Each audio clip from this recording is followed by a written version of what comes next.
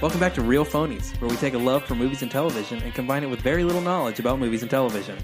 I'm your host, Christian. Joined with me is my co-host, Joseph. Hello. This week's special guest, Jason Hurt. That is me. You are here. I'm present. here. Yeah. For I think the third time. Third time, yeah. Phenomenal. It's a charm. Yeah. This week we're going to be doing the Fantastic Beasts, Crimes of Grindelwald / Grindelwald / Harry Potter without Harry Potter / whatever the fuck this is. It's directed by David Yates, who did all the other Harry Potter movies. Not all of them. He did like the good ones, right? The last. Yeah, he did 5, 6, 7, part 1 and 2. Part 1 and 2. Which were the good ones. And he did Fantastic Beasts. And Fantastic Beasts, which I don't know if we did that on this podcast, but We have not. the first one I would say is worse than Transformers. Agreed. I would agree on that, too. I wasn't a fan of the first one. So this one's actually also written by J.K. Rowling. It's an original script. It's not based on the books like the Harry Potter, so this is kind of a new endeavor for her. Starring Eddie Redmayne as Newt Scamander, who is kind of very loosely our central protagonist, with Johnny Depp as Grindelwald. Not really clear. A sexy Dumbledore in Jude Law. Ezra Miller, famous from The Flash and being kind of a jerk in real life, as Credence. Credence Barebone. And maybe someone else. Yep, we'll get into that. Catherine Waterston. Can we pause just for a second? Yeah. I didn't know Catherine Waterston was the daughter of Sam Waterston of Law and Order fame. Oh, shit. As soon as you say that, though, it's like there's his fucking face. I just learned today. Her weird, hexagon, fucking jawline. She was on the Stephen Colbert show, and he was like, can I put his eyebrows on your head? And just took 2 black boxes and put it on her forehead. It was hilarious because it looks just like Sam Waterston. So awesome. But I had no clue until today. He's my favorite part of the newsroom. God, we should have saved that for the end. That's the positive. I'm sorry. I regret making fun of her jawline because I'm pro Sam Waterston. I know. I was gonna call her the discount Brie Larson because that's what she reminds me of. She's kind of that too. Yeah. But now I feel bad about it for the same reason. Yeah. Alison Sudol is Queenie. Is that? Yeah. I don't know how to pronounce that Queenie. name. But I don't know how to say her name. Yeah. And there's some other people. Oh, no, I skipped... Dan Fogel. Dan Fogel. I don't know how I skipped Dan Fogel because he's one of the best parts of this movie as whatever the fuck his name is. Jacob Kowalski. Jacob Kowalski. What a great name for that character. And Zoe Kravitz. Yep, Lita Lestrange. As Lita Lestrange. And also, speaking of discount versions, I feel like Zoe Kravitz is a better version of Valkyrie from Thor. What's her fucking name? Oh, man. I don't remember. It's got the same first... Face. It's got the same letter, first and last name. Shit. She's in Creed 2, or both Creeds. She's in the new Men in Black It's a movie. T, I think. Tessa Thompson. Fuck yeah. Tessa Thompson is it? Woo! Well, see, she's a better version of Tessa Thompson? I think so. See, I don't think she's as good as Tessa Thompson. I also think she's not as good as her mom. I think you could have murdered her mom in that role and it would have been fine. They look about the same age. I think she's also more discount version of how do you say it? Zendaya? Oh yeah. Yeah. There's a lot of discount stuff going around. Yeah, there's a lot of in this Fantastic value Beasts placed movie. here. That's fair. So what are some initial impressions on this? What do you want to movie? say what the plot is? Oh, sorry, you're right. Yeah. Do you want to give us a synopsis? Yeah, I'll Christian? go through real fast. This movie takes place shortly after the events of the first Fantastic Beasts film, with Newt being back in London, kind of finishing his book and dealing with the repercussions of losing, I guess, the love of his life, though we may not have realized it at the moment. Sure. Until Albus Dumbledore shows up and says, hey, you can get the girl back and help me fight Grindelwald. You just have to be an illegal immigrant to France, which feels kind of timely, but then all calamity ensues as is a race against Grindelwald to find Credence Barebone and find out who he actually is. Yeah. Because he has to be somebody. Yeah, this movie is not good. It's so bad. See, I strongly disagree. I had a lot of fun in this movie. Let's start with you. Yeah. Then. Okay. First of all, I just want to go back and say the one before it did not enjoy. And it really had a low bar because I'm pretty pro Harry Potter. And having a main character whose whole thing is, I like animals. I like animals too. So I should have been on board with it, but it just bored the piss out of me. And having a movie that is built on a twist that's just a fucking celebrity cameo, that was so fucking dumb. Because, I mean, when he turns into Johnny Depp, There's nothing about when he turns into Johnny Depp that's like, oh shit, that's Grindelwald. You're just like, oh shit, that's Johnny Depp. And then somebody pops on the camera and says, oh, that's Grindelwald. And you're like, oh, now I know why I'm supposed to care about this. But I didn't. So I went into this with a very low bar. And I thought it was fun. It felt like a Harry Potter movie. There was an overly complex mystery. Here's the thing about Harry Potter that I think is different than all the other, or most of the other sort of blockbuster franchises. Most of the blockbuster franchises, from like Star Wars to Hunger Games, whatever, is shit is fucked up. Let's do something about it. Harry Potter is, this shit is awesome. Let's try to keep it awesome. And that first one was just really bleak and you didn't get that feeling. But in this one, it's like, man, I want to go live in Wizard World. Wizard World's pretty fucking cool. And, to me, that made it feel more like a Harry Potter movie. Obviously there are some issues with it. I'm not going to say that there's no issues with it, but I had fun in the movie. I do think it is a more entertaining ride than the first one. I'll give you the first one is. I agree with your notion. The first one is bleak, and I would say the reason why we don't have that problem with Harry Potter is we start in a world without Voldemort, right? In Harry Potter, and this one you're starting off. Grindelwald is already at the height of his power, so it would be like starting at Order of the Phoenix, which sounds like a horrible idea. Right. The second part of that is it has characters you like. Like, I like Newt, and I like that Newt's kind of probably on the spectrum. And I like Jacob. I can't remember the Waterston chick's character's name, but I don't really like Tina. I don't really like Queenie, but she's fine. I like that cast of characters. I just don't really care for the events that happen. I don't care. In the first one, I don't care about Credence. I really don't feel sorry for him.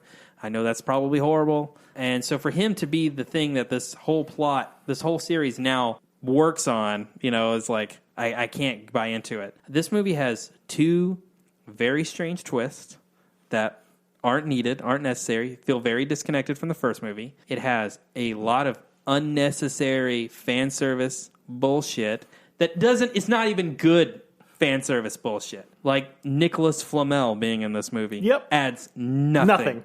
Nothing.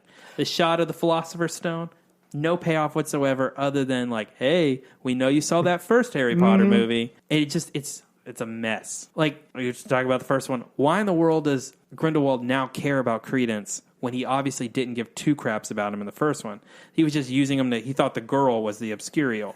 Now he cares because of who Credence actually is. That feels very disconnected. It's like a Michael Bay Transformers movie when the Decepticons come to Earth for a different reason every movie. Right. They came for the Allspark. They came for the Fallen. And this one, it's like in the first one, he's trying to get obscurial. This one is Credence is important because Credence is somebody important. It just feels really disconnected to me. It doesn't. I don't know. When we talk more about the spoiler and go more into, I can explain it better. Yeah. It's a hard movie to talk about without talking about the spoilers because so much of it is just plot. Yeah. It's a very plot heavy movie. Which somehow it is a very plot heavy movie, amazingly, because there's no real plot. Like, there's not a lot that happens in this movie. It's just so fucking boring.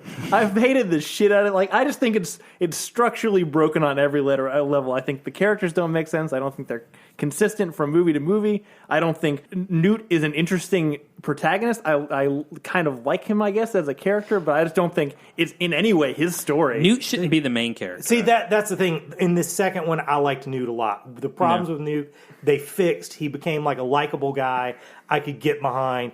He definitely comes off as more a point of view character in this one than the center of the plot. And I think that's a good spot for him, particularly. It was kind of weird in the first one that, magical beasts weren't really that big of a thing in the other movies, and suddenly they're the central part.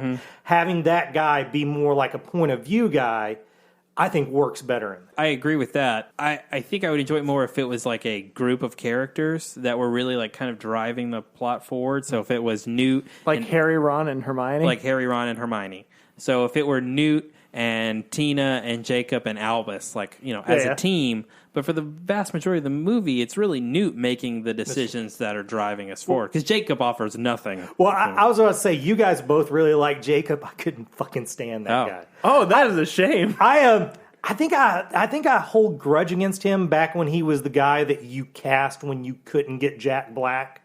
Like, if you were making a Dane Cook movie, like remember they used to do those? Dane Cook, they used to make movies with him. And you wanted Jack Black to be his sidekick, and Jack Black's like, fuck no, I'm a bigger star than that. Then you hire that dude to be Jack Black. So I realize he's evolved beyond that. There's a part of me that feels like he's better than Jack Black.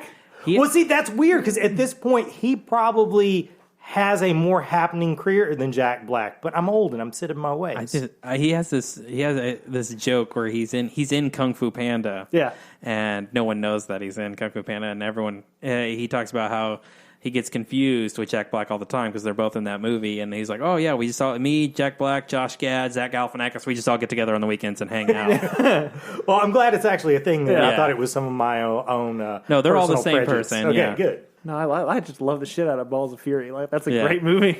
I like Dan Fogel in this movie. I think he's good. Yeah. What about Albus? What do you guys think of Dumbledore in this film? Jude Law. Look, I think, to me, I don't think there are good actors in this movie. I don't think there are good performances in this movie, with the exception of Jude Law as Albus Dumbledore, which I don't even know if he's acting. I just think he's just a naturally charismatic, charming person, which works for me. I'm okay with it. And Dan Fogler, who's delightful. See, I feel like he did kind of like Ewan McGregor as Obi-Wan. He did a little bit of an imitation, but he also did his own thing. Agreed. I thought that was that's cool. actually a really good, good comparison. It definitely kind of felt, and I'm not sure which one, you talk about that. It felt to me like Richard Harris Dumbledore, like it kind of like, the one we got in the first two films. I like him. It seems, obviously, we find later on in the Harry Potter series that Dumbledore was a really shady dude, and it definitely seems to be leaning into the shadiness in this film, I feel like. Well, me and Sarah were talking about recently that every Harry Potter movie could be solved if Dumbledore would just go to Harry and say, hey man, here's what's fucking up. Yeah. Here's what's going on. Instead of waiting till the very end and saying, oh yeah, this is what was happening to you the whole time, and now I'll explain it to you. So Dumbledore is kind of an asshole. Yeah. That's fair. Leads Harry to his death. Yeah. Before we dive too deep in, we're gonna measure it on our patented rubric: better or worse than Michael Bay's Transformers, which, as we know, is the most mediocre movie ever made. Christian, what's your thought? Better or worse than Transformers? It's worse than Transformers. I agree. It's definitely worse than Transformers, and I think it's worse than the first Fantastic Beasts. I also agree. Yep. See, I thought it was way better. I had a really good time in this movie. But is it better than Transformers? I thought it was it definitely is better than Transformers. Totally. Yeah, that's blasphemy. But that's why you're here. We need somebody to disagree with. It's been a lot of just Joseph and I just agreeing with each on other. everything. That's super fair. So, spoilers. Yeah, spoiler. We can Deep start. dive. We can start anywhere we want. Here's what I want to know. Again, I had problems with it on many structural levels. What the fuck is Newt's journey in this movie? Yeah, to me, what I got from it is at the beginning he doesn't really like his brother because he's a hugger.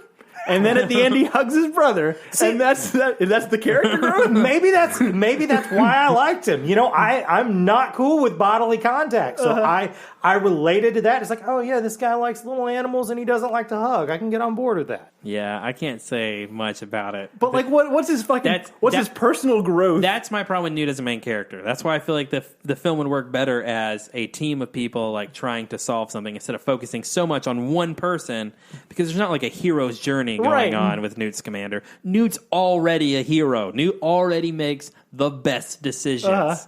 So it's just, I like him as a character. There's no, what evolution does he make? We knew he liked Tina or whatever her name is in the last movie. We did find out that he makes a lot of women horny in this universe. Yeah, it's weird. It's very strange. He's got a cool fashion sense. He feels very much to me like a standard anime character who is quiet and sits in his books, but every woman around him is just drawn to him for whatever reason. Yeah. Well, he does have nice wizard hair. He does have his hairdo is great. I wondered how much time he spent on that, because it's always perfectly just kind of in the way, but also not all the way in the way. It toughs out and covers his face, but just enough. What did you guys think about the younger Newt, the Hogwarts stuff? I thought he did pretty good. It was clearly an impersonation. Yeah, 100%. But I feel like he got the mannerisms pretty good. The Hogwarts stuff to me is the best part of the movie. The Hogwarts stuff was the best part. I mean, to me, that was a big part of what sold it to me. Is you showed me the shit that I like, and except for McGonagall being in it, I have a serious problem with it. I know there's some continuity issues that I'm not that's a big one. Fully versed on enough to argue. I just have reread most of the Harry Potter books, and so I literally just got to the part where she, 2 weeks ago, she's being interviewed by Dolores Umbridge, and she says like the year that she started working at Hogwarts, and you're like, that's 30 years after this movie takes place. But I get that that's a minor complaint. You know, chicks lie about their age, though. You know, I mean, that's a real thing in real life. Fair enough. Jason Hurt solving continuity errors. It could be your mother or something, I guess, or grandmother. But. Yeah. I also wanted to figure out in this movie, is Newt's brother a bad guy? Is he supposed to be a bad guy? I think from what we've seen in previous movies, we were supposed to think he was going to be a bad guy, and then he was a pretty good guy. He's Percy Weasley.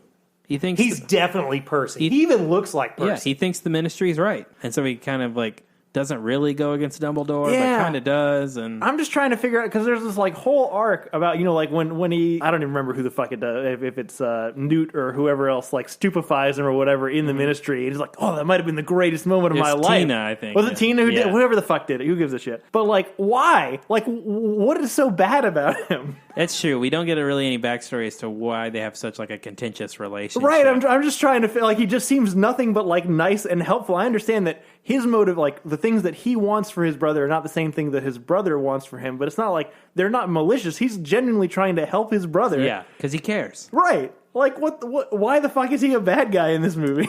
Yeah, that's a fair point. They really make the Ministry out to be... The Ministry's had a hard time in these movies. Look, I'm not the most pro-government person either, but they really shit on the government in these movies. I mean, I guess it's one of those things that if the government were capable, all of these things couldn't happen. Yep. Because they would solve it.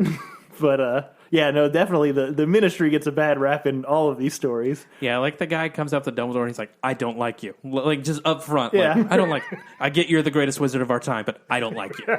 Okay. Oh, speaking of that, that's another thing I didn't write down that really irritated me. There's so many things about this movie that fucking irritated me. So they like roll on up to Hogwarts where Dumbledore is doing that awful Bogart training thing. Why the fuck do they do that? Why do they make teenage children going through puberty, the meanest phase of their life, publicly show everyone what their greatest fear is? Because we saw Remus Lupin do it. I understand, but that's a fucking terrible idea. And apparently they've been doing it for goddamn decades. Yep. Whatever. So they come up they roll up to Hogwarts, which they never explain why they could apparate to Hogwarts. I figured they'd address it in the movie because it was obviously a thing that was a problem. They say, from what I heard, is the other side of the bridge doesn't count. That's why they apparate on one side and they walk across. Fuck off. Anyway. That seems way closer than we've ever been told people can apparate. No, definitely. Yeah. Because you're pretty much on premises. Why didn't the fucking Death... Whatever. Doesn't matter. So they roll up to Hogwarts and you know, are trying to like recruit Dumbledore, be like, hey, yeah, you like you said, you're the greatest dickhead in the world, but you're still a dickhead, whatever. But then it's like, will you come help us fight Grindelwald? And he's like, no. And so then it's like, well, you guys were so close, you're like brothers. And then there's like a fucking magical dream sequence thing that happens in the corner, and then says, so will you help us? And I'm like, wait, was that supposed to be like your argument? Was there a convincing point there? Or he was just, I mean, he was literally there to just exposit. I understand that. Though there wasn't a pitch, there wasn't a persuasion, there was nothing. It was just like, hey, will you help us? No. Well, you guys know each other. Will you help us? No. Like, what the fuck was that supposed to even do? Yeah, I can't. I can't. I know you can't. But like, why didn't they pick these things up? These are like tiny things. So Dumbledore's motivation for a lot of things in this movie is kind of a big issue for me. I'm just going to go and say it. The twist in the end is we find out Credence is actually Aurelius Dumbledore. Sure. Which there's a whole set of other timeline issues with that, which he may not be Dumbledore's brother. Maybe he's like a nephew or cousin or something. But you don't have to make him the brother. Right. Like, there was enough of us, you know, people piecing together things at the end of Fantastic Beasts to say, oh, Ariana, Dumbledore's sister, was also an Obscurial. And that could have been enough motivation for Dumbledore to do everything. Like, that could have been enough. Grindelwald knew Dumbledore. He knew Ariana was because him, Aberforth, and Dumbledore all have a fight. That's how Ariana dies. They're all around. They all know her power set. He recognizes it in Credence. He knows he can use that against Dumbledore. Dumbledore sees that same problem he saw in his sister. That's enough motivation for Dumbledore to want to help Credence. Right. That's all it has to be. And that's actually my question is is he for sure Dumbledore's brother, or is that just a Grindelwald manipulation? I think with the Phoenix, Right, but is the Phoenix a trick? Because clearly Grindelwald knew about it. Because if only Dumbledore knew about it and we as the audience knew about it, then it would be different. But Grindelwald is the one that tells him, hey, a Phoenix that I just made appear in front of you means you're a Dumbledore, so you're a Dumbledore. Yeah, is that the same bird he was nursing? Yeah. Throughout the movie. Yeah, but like, did he like transfigure it into like a fucking fake Phoenix? Like, you know, it literally happened to the last 2 seconds of the movie. That's my question, because that would solve a lot of these problems if it's just a manipulation. Because I don't want to come to this movie's defense too much, but to me that seemed like, oh, this is a blatant manipulation by a guy that just manipulates people. Yeah, and that's fine. It just, my issue is more of, you don't have to overcomplicate this. Like, 100%. Dumbledore has enough reasoning. It's Wizard Hitler. Like, it's enough reason to be involved, right, and to care. It doesn't have to be, you have a long-lost brother. You should try to save that guy because you fucked up your sister. Like, it doesn't need to be that. I also say the line of logic you're talking about is the same one that people are saying, like Kylo Ren and like Rey. They desperately want Rey to be somebody, so Kylo must have been lying about her. I tend to think he is a Dumbledore. I just don't think he's... That's possible. Albus's brother. That was just my thought that I didn't see brought up. Well, again, I know there's supposed to be some continuity errors with the timeline, but, J.K. Rowling in the past has been pretty detail-oriented. Yeah, she's very good about it. I feel like she must have a way out of it. Except for fucking McGonagall, apparently. Well, I mean, even that... Maybe I know. Or maybe that was just a legit, somebody needs to send out a Stan Lee No prize for it or something like that. But you guys talked about fan service things. There was one fan service thing in it that I thought was just, and again, this is someone who really liked the movie, but I thought this was the strangest thing. Making that nice Asian lady Voldemort's snake. Yeah, Nagini. Yep. I mean, this nice Asian lady is someday going to eat Snape and get cut in half by Neville. What's Neville? Yeah. Like, is that a hate crime? I actually didn't even think about the Neville cutting her up while watching it, but it is interesting to me that she's a perfectly reasonable human. Who's like, Credence, don't go. He's Wizard Hitler. All right. And yet she joins the darkest wizard of all time. I think the whole point is that I think my understanding of this new thing that they invented for this movie is that once she like converts to the animal permanently, like she is just the animal. Like she's not like a thinking person inside an animal's body. I think that's correct. But even if that is true, then this is George Lucas levels of prequel coincidence bullshit. She is C-3PO in this movie. Mm-hmm. It's a good point. Not just the fact that she's like in the movie, but the fact that she's directly related to involved with Credence, and she's involved in this whole plot. And maybe they'll find a reason to work that into Voldemort's storyline, but it just seems again like crazy coincidence for the sake of fan service. The only reason why I have an issue with it really is it begs us to ask the question, right? Like the very question you asked, like you put it in there. We're gonna talk about it, right. Even if it is simply, she just becomes a snake and this dude can talk to snakes. But you're like, no, there's got to be more of a reason. Why would they include it in the movie? Why would she act the way she does? Like it just begs us to break it down. Yeah. Also, a little fan service thing, not of the movie, but to at least two of your listeners. You guys worked with Wyatt, right? Yeah. Is fucking Credence not Wyatt? That's fair. He looks just like him. He looks healthier than Wyatt. And if you see him on his own time, acts a lot like Wyatt. Anyways, had to get that in. I don't even know where else to go with this. I have so many things. We can go anywhere we want. So speaking of continuity, and this is one of the things that bothered me from 1 to 2, and I might have bothered you too. I can't remember when we talked about it. Is Queenie the same person? I know you had a big problem with the twist at the end. Yes, because the twist at the end is that she decides because she's not supposed to be in love with a muggle or in whatever the fuck they call them in America. No match. Sure. That's a thing I've always thought is weird, that the British version of this has a more bigoted name for it than we. I feel like America's not living up. We're the best at being racist. We really are. We should have a better name than Nomad. Yeah, muggle is definitely a slur. That's actually a good point.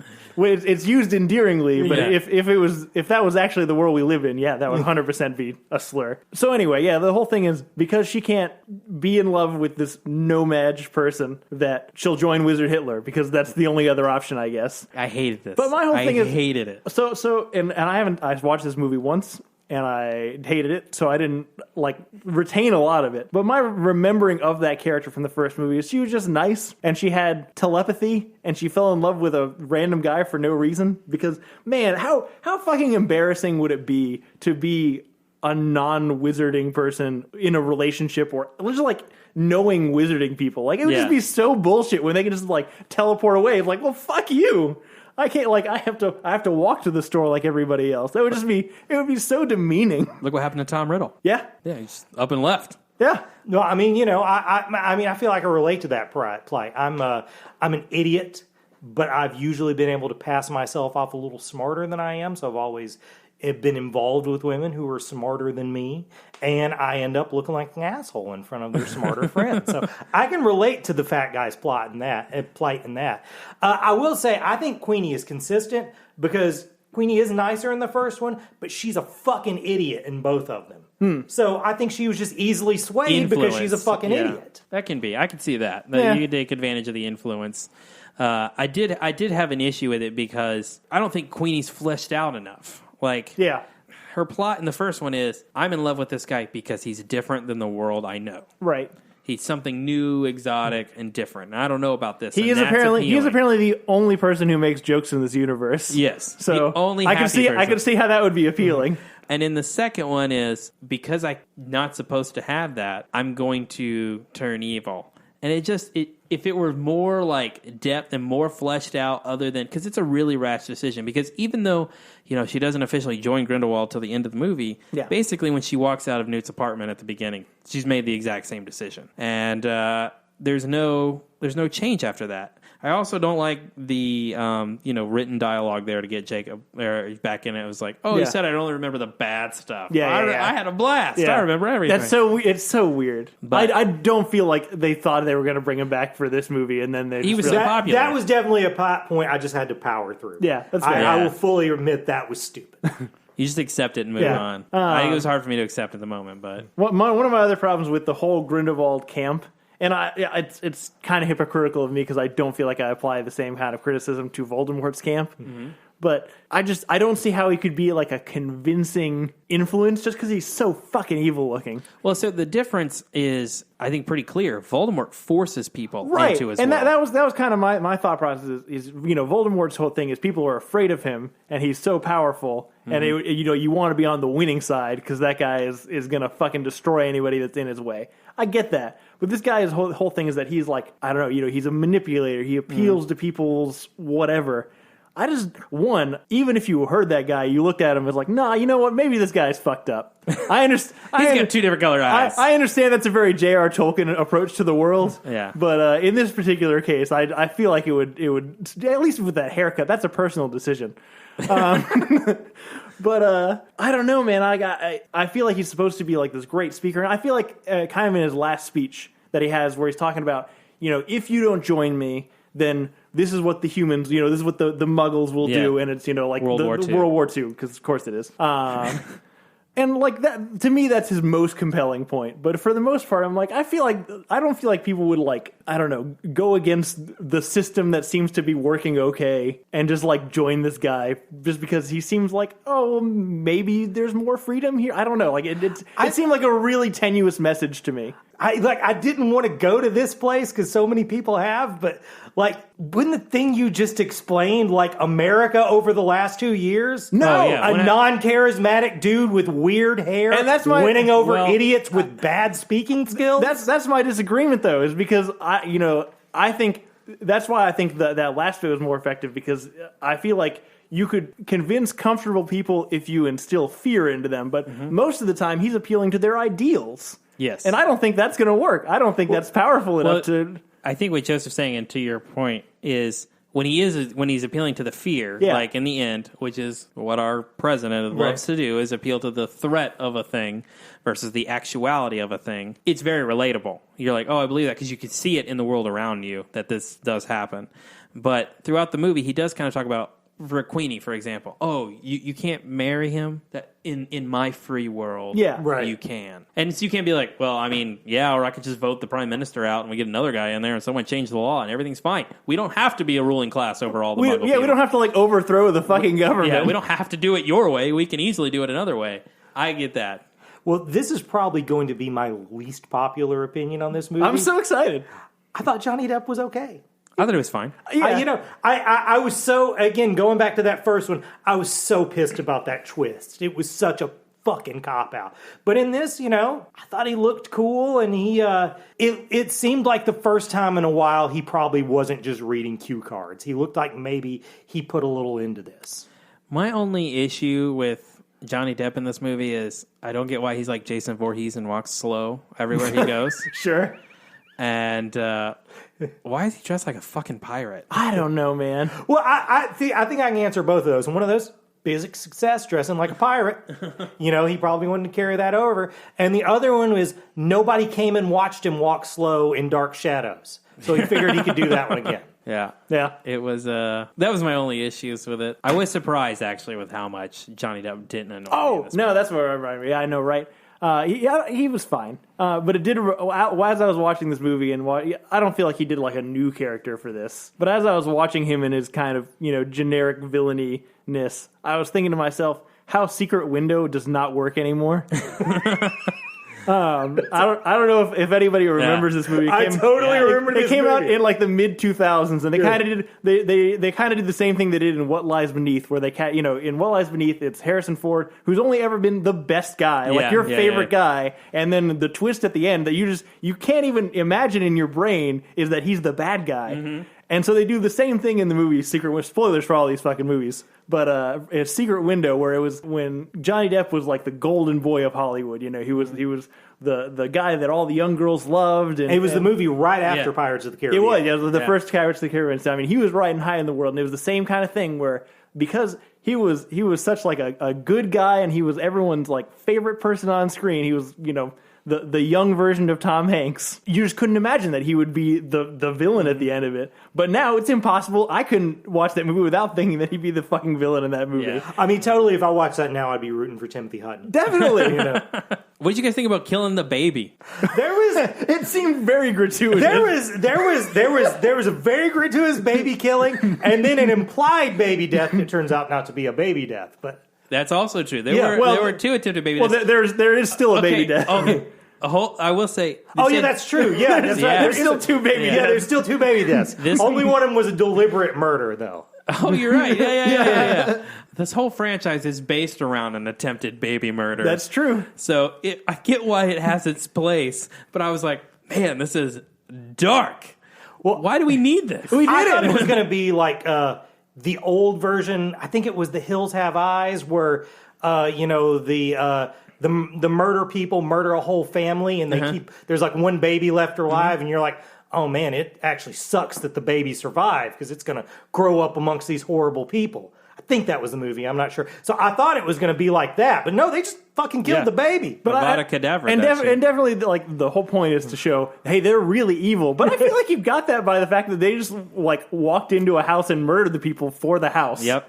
Base of operation. I don't know. I'm kind of behind it. Nobody ever murders babies or dogs. Let's go for it. Whoa. Jason Herb, you should make more movies. I'm trying to think if there's anything else, like, even in the reference area that I really wanted to hit on, but I don't really remember much. I mean, look, I hated the pacing and editing of this movie. I feel like there were so many scenes that just dragged on a little too long. They had jokes in this movie, but they fucked them up because they would take too long between, like, the joke and the reaction, or, like, the joke and the next shot. So it would just, like, linger in space. Speaking of editing, there was one huge issue when they were in the graveyard. Yeah. With Jacob and Nicholas Flamel, like, they opened the door, and then all of a sudden Jacob was there, and he's walking down, even though the time frame because like they're all in the tomb, and like you see him get kind of like confront, like, I don't know, like captured, I guess, like in the tomb, Jacob, right? Mm-hmm. Yeah. But then you don't see him again, and then suddenly after there's the big reveal, and I had problems with the whole reveal thing. They go to like some other chamber that's like the amphitheater or whatever. Was there an amphitheater in the fucking tomb?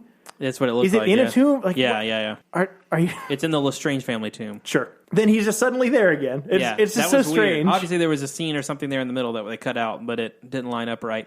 Also, I feel like with the Lestrange like family thing, how did it go? Like, why were those guys carrying it when the Ministry of Magic and...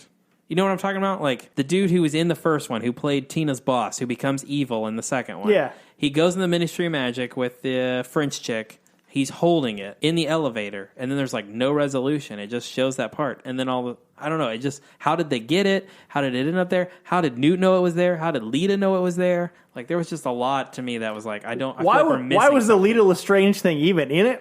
So, I mean, I think that was just for misdirection. But it wasn't good misdirection because they don't give you agreed. any information until they do the reveal. I don't want to be offensive, but I have an issue with the Lita Lestrange thing.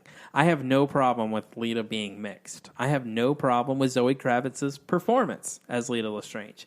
I feel like so they have this, the explanation that everyone thinks Credence is their long lost brother. I feel like the whole other explanation, like the blood oath, and I was going to murder the son because my dad, and he stole my mom. I feel like all of that was just to justify, when people look at her and say, oh, she doesn't look like Bellatrix. Like it just felt like all of that was super convoluted, and it's just a really poor justification for something I don't think people really were going to question anyway. Like, you know what I mean? Like, No, 100%. Again, I don't think she needed to be in the. I liked her in the movie, but I don't think that a plot line needed to be in there at all. Because again, if you're going to use it for misdirection, give us more information. So much of it, so much exposition about like what all this is about happens in the tomb when they're doing the reveal. And it's one of those. It's like a soap opera thing where I'm your twin. It's like, well, you can't be my twin because I'm your mother. It's like, well, I can't be your mother because I'm actually your dead aunt. Yeah. But each person has like, oh, well, you think it's this, but now here's another thing I'm going to drop on you. Yeah, it's way too much familial drama. It's so bullshit. I hate this movie. I probably will see it again. But. See, okay, here's my big defense of it. I'm going to do one more defense of it, and then I'm going to concede to you guys because obviously you guys fucking hate it. Okay, so this would have been around the time of Harry Potter, Deathly Hallows Part 1, or what I like to call Harry Potter, Harry and Hermione fucked in the tent. Okay. Part 2 is called Harry and Hermione deny that they fucked in the tent. That's the French translation. Yeah, but it was been around that time, and usually I always, when I use someone else's shit, I give credit, but I won't say who called, but a friend of mine who was in the throes of depression called me up, and he was like, "Man, I just want to go to Hogwarts." And I was like, yeah, I mean, yeah, Hogwarts seems pretty cool, man. They have those big feasts and stuff. He was like, I mean, I don't even care if I had to be fucking Filch. I would just go clean the toilets at Hogwarts because it seems like such a great place. And this movie, unlike the last one, made me feel like I was back in Hogwarts again. So I liked it. Nobody got murdered at Hogwarts, so that was a plus for Hogwarts. Yep. This movie is not fine to me.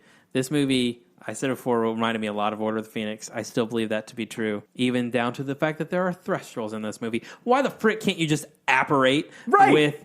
Did you not like Order of the Phoenix? I don't like Order of the Phoenix. Order of the Phoenix is my favorite. Order of the Phoenix is the fifth one, right? Correct. That's my favorite one. Emo Harry and the Death of Sirius. It's awful.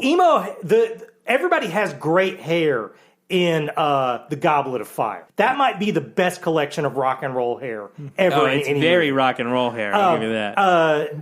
The only one of the old ones I really hate is Half-Blood Prince, just because that was my favorite book. You're gonna have to get off of this podcast. No, the Half-Blood Prince is the best book. It's the best book, but that movie it's like a Twilight movie. It's just a bunch of close-ups of people looking sad. I can see where you're going with that. That's my favorite movie. I still like the movie. But, yeah, no, this is very Order of the Phoenix to me. It's very dark. It's very rainy.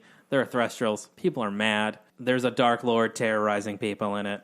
It's very Order of the Phoenix. And I just don't, again, if maybe, I don't think Fantastic Beasts does a good job of this. If we had a movie before Grindelwald was Grindelwald, and you just established all of these people and said, here's Jude Law as Dumbledore, here's his favorite student, Newt Scamander, and I could, grow attached to them before all the shitstorm happened, I probably would enjoy it more.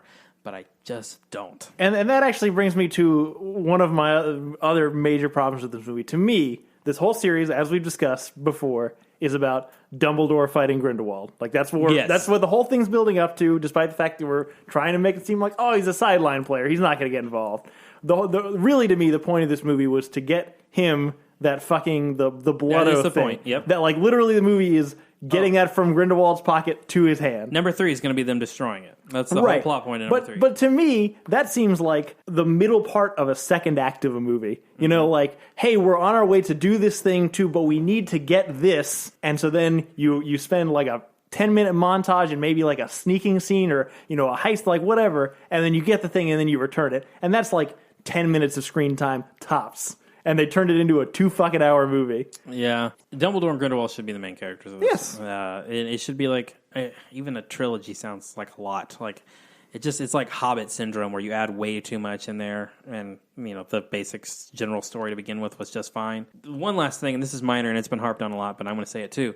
Why do wizards dress like normal people in this movie when in 1980 and 1990 they cannot? I know. I love that somebody did, like, you know, that they have Dumbledore in whatever year this 1927, is. 1927, yeah. And then Dumbledore in like 20 years later, and he's like, I want to know what happened to Dumbledore to make him go from smart 3-piece suits to fucking wizard robes. Yeah. I mean, it's easy. He got old and fat. But everyone does it. 5 more years, I'm going to want to wear a wizard robes. One of the I'm kind of surprised you're not already, honestly. I'm getting close. One of the things in the book that talks about a lot is how ridiculous wizards look when they try to wear muggle clothes. Like, they always mismatch and stuff like that. All these wizards look fly as fuck in 3-piece suits and, you know, dapper haircuts. Well, they gave up on that in Harry Potter 3. Harry Potter 3 was when they first started. Hey, let's get everybody some sexy clothes. I'm going to roll my sleeves up. No Everybody more roll. has tight-fitting hoodies and stuff like that. Yeah. Good times. Prisoner of Azkaban. If only I could go back. So, look, I'm sure we could find more things to harp on, but I think we can close the book on this one. I feel like we've made our feelings pretty clear. You got anything else? No. It's a disappointment. Makes me sad. I liked it. I know you I'm did. standing by. You're wrong, but I'm glad you're here. So yeah, that's Fantastic Beasts. Whatever the fuck this one is, they're going to make another one. Do you think they stick with the Fantastic Beasts thing after this one? They have to. Yeah. See, I don't know. I think where this one was kind of a financial disappointment, they come up with a different name for the next one. Like, was it a financial disappointment? I mean, it made less money than the other one. The first one. But I mean, I feel like it's one of those things where you can't really blame it on this one. Everybody went and saw the last one, but wasn't super happy with it. It's like Batman and Superman and Justice League. I can always bring it back to that shit. You know, Justice League didn't fail because of Justice League, even though it totally could have failed. It failed because everybody went and saw Batman versus Superman, and it fucking sucked. I prefer Justice League.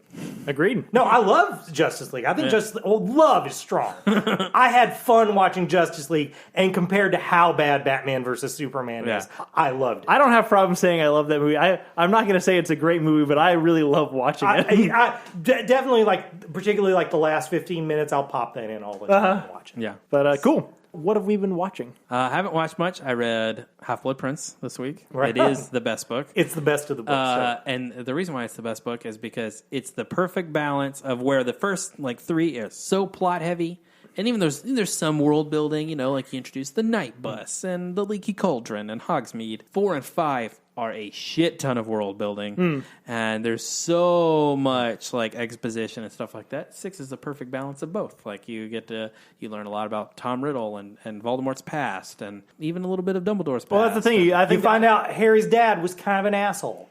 Yeah, that's really in 5 because that's when you see the Snape thing where he teases. Oh, that's in 5. Yeah, he does a clemency lesson or whatever. But this one's a good balance of both plot and exposition. It is a little heavy on the romance drama between Ron and Hermione and Ron and Lavender Brown and Harry and Ginny. And, as is the movie. Yeah, it's there's a lot of misty shots in the movie. Yeah. Let's see, what else? I listen to a lot of Critical Role, of course, because I do it every week. And because I mentioned that, because you recently watched Full Metal Alchemist, and I am so deep in Critical Role, I had to go back and watch some Full Metal Alchemist this week. I only did the first 5 episodes just to scratch that itch. And I've decided that Lust, is Laura Bailey. Yeah. It's Vexalia, but without an English accent. Sure. And that show does a really great job on a rewatch of we talk about, Rowling's really good about building a world and putting in a line of dialogue or something that becomes really important later on. Full Metal Alchemist does it in such a natural way. Yeah. So I genuinely, it might be the thing that builds out its world most naturally of anything else I can think of. It's incredible. So good. The flashback episode, the second episode where they kind of give its all exposition, which to me should be the first episode. It's really the first episode of the series. He talks about, he's reading in a book and he's talking about the Philosopher's Stone and talks about how it was the center of the destruction of the city of Xerxes. And that could have been it. You know what I mean? Like, that little explanation he reads in a book could be fine, just like pure world-building exposition. And then, 30 episodes, 40 episodes later, you realize that's a really big deal. That's like at the center of the heart of this. Or, for example, you don't know what a homunculus is at the start of the show. But now going back and looking and you know which characters are one, you're like, oh, God, this is so apparent. Why didn't I know right away? Like, it built, like you said, it probably builds itself better than any other thing Anything I've I ever can think of. Well, it's beautiful because it starts with a very small scope. And the scope actually seems bigger than it is because you start in this world that, it's this odd world where alchemy exists. And, like, that's already a thing. But then you start out with these boys with, one of them's in a fucking metal body and the other one has a metal arm and a metal leg. And they're trying to bring their mom back to life. That's already seems like a lot, and like there's a lot of newness to this world. But that's such a small scope to like what they learn and that we learn as the audience through their experience is what's going on in this world. And yeah, no, it's done better than anything else that I can think of. It's right up there with me and with like Avatar as just one of the best animated series that's ever been made. It's fantastic. All right, I have three things. I'm excited. First of all, I feel like I haven't listened to last week. Sorry, but you guys might have already covered this. Ballad of Buster Scruggs. I briefly covered it. I'm a Coen Brothers super fan. I've heard a lot of people talking about it and saying there's no unifying theme between the stories. I did that. That was him. Well, you're a fucking idiot. I know. There's totally a unifying Ian theme. called and me a they fucking hit idiot. you over the fucking head with it. So that was really good. I don't know where it fits on my Coen Brothers hierarchy. I don't know if it pierces the top 10. Is it better than Hail Caesar? See, I really like Hail Caesar. Hail Caesar, if you didn't like the first time, watch it again. It's way better on the second viewing. I think that's true of most Coen Brothers movies. Yeah, you know what? They reward you for repeat viewing. Even Big Lebowski, which might be my favorite movie ever, I liked it the first time. The second time, I loved it. It gets better every time. One of the things is because they kind of do that, particularly on the comedies. They don't pause for the laugh. While you're laughing, there's another joke, so you've got to watch the next. Another thing, have either of you guys watched Mike Judd's Tale from the Tour Bus? No. It's fucking hilarious. It's a combination, sort of like drunk history meets behind the music.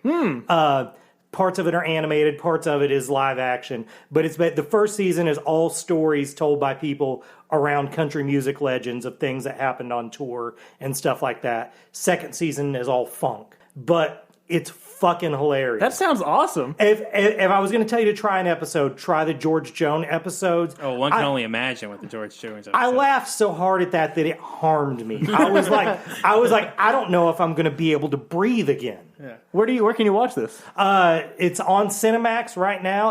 If you got Amazon Prime though, there's a 7-day free trial and there's only like 10 episodes, so you can knock it all out easy. Third thing. Always feel I have to throw in a comic book. I'm a little late to the game on this. I just started with Black Hammer. Have you guys heard of this? I know it just got an option for a series, I think on Netflix. But it's a really cool premise. It's basically, are you guys familiar with an old TV show called The Prisoner? No. Well, it's like The Prisoner for superheroes. There's these guys, and they're all sort of like analogies for pre-existing superheroes, sort of like Watchmen was, that kind of thing. And they're trapped in this small town, and they don't know why they can't leave, because people in the town can leave and stuff like that.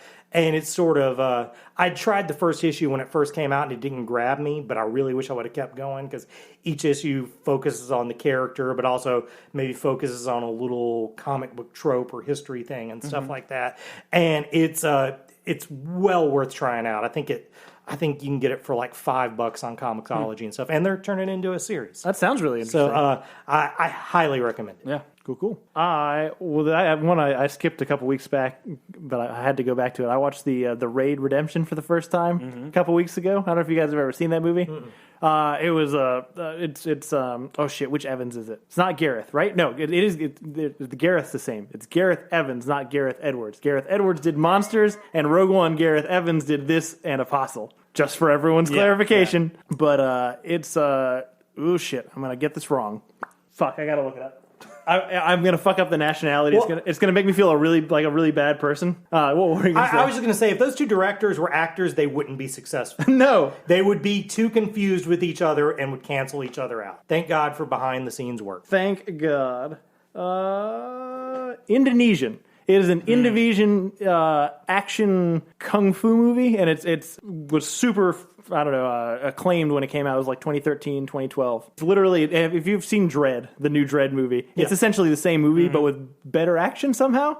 Right on. Yeah. But so I've actually seen the sequel, which is also incredible. But this is the original one, and it's a beautiful small scope. It's literally they raid this tower that's full of criminals, and the end of it is when they leave the tower. But it is the prototype of every action movie you've seen in the last 5 years. Like Daredevil wouldn't exist without it. John Wick wouldn't, like, none of these, like, every single one pulls so much from this movie and the style of the cinematography and the way that they choreograph the fight scenes. Even knowing that and seeing all these things, it's still great. Like, it's just a super action-packed movie. I highly recommend it. It's on something. It's on, I want to say it was on, like, Netflix, because I didn't pay for it. And I rewatched Inside Llewyn Davis this week. Another Coen Brothers. That is the only Coen Brothers movie I haven't watched. Oh, shit. You'd love it. Very good. The trailer made me really stressed out about the cat, and I couldn't watch it. It's a movie about a guy who kind of sucks, but you still kind of like him, who just has a bunch of sad random shit happen to him. Really? And that seems like a thing that would be right up your alley. It does. That's true. Again, speaking of, it's a Coen Brothers movie, and I liked it. I liked it the first time. The second time I went back to it, I loved it. Like it really connected with me. The music's phenomenal. Yep, Oscar really Isaacs great. does all the singing and playing, and the playing's incredible in my opinion. Right on. But yeah, no, I mean it's a road movie, even though they don't actually go that much in the movie, and it's just kind of all these weird little experiences in the 1960s Greenwich Village of a broke musician who's trying to make it and also kind of like dealing with his musical partner's death. But one of the other notes of this movie, and I feel vindicated because Christian felt the same way. Carey Mulligan is in this movie. I like Carey Mulligan in general. I've liked her since she's been like the indie darling. But in this movie, she has dark hair and bangs, and she is mean as shit. She is so mean. That's the one thing I know about this movie, because it came out in a similar time that she played the like doe-eyed victim in Drive. Yeah. She's so mean, and it's so hot. Like, I'm so into Carey Mulligan in this movie. It's not funny. I don't know what that says about me. I don't know how to justify it. I just know that's how I feel inside. But I think that's everything I've been watching. I can't think of anything else. All right. Well, cool. Thank you guys for listening. Please rate and subscribe, and tell your friends, any of your weird friends that you talk about movie shit with. They might enjoy this. We Probably hope. not, but it's worth a shot. Yeah, it's worth a shot. If you want to reach the podcast, you can email us at BetterThanTransformers. We got an email from a very beginning listener, Rick, but he wrote in with some thoughts on our Bohemian Rhapsody episode, and it's very vindicating because he mostly just said that I was right. It says, first of all, I love your podcast. Look forward to them every week. Thanks, Rick. I was just late seeing Bohemian Rhapsody, but I just wanted to share with you how I think that how it should have ended. I agree with me. That recreating the Live Aid concert is too self-congratulatory. They spent the whole movie telling us what a genius and consummate performer Freddie was, and then to recreate it in Live Aid is to say they think they can do it as well as they did it in the movie. Should have ended with Freddie walking through the curtain to go on stage, and then the credits should have been a split screen showing the best part of the real footage. Just a thought. Completely agree. I think that would have been a much better ending to the movie than... I just want to point out, you keep saying, agree with me. I agreed with you that it was a shitty way to end the movie. We weren't arguing. I'm pretty sure we were. I think you were wrong. That's how I remember it in my head. I wasn't here to disagree with you all, but I'll disagree. I like that ending. No, mostly because the best parts of that movie were the performances. They nailed that shit. I said I agree it's bad filmmaking, but it was fun to watch. Right. But thanks for your opinions, Rick. Feel free to write in for any other things that as long as you agree with Joseph. As long as you agree with me and no one else on the podcast. You can also follow us on Twitter and Facebook at Real Phonies. Thanks to Zach Evans for art and Brian Velasquez for our theme, and we'll see you guys next week for something. Deuces.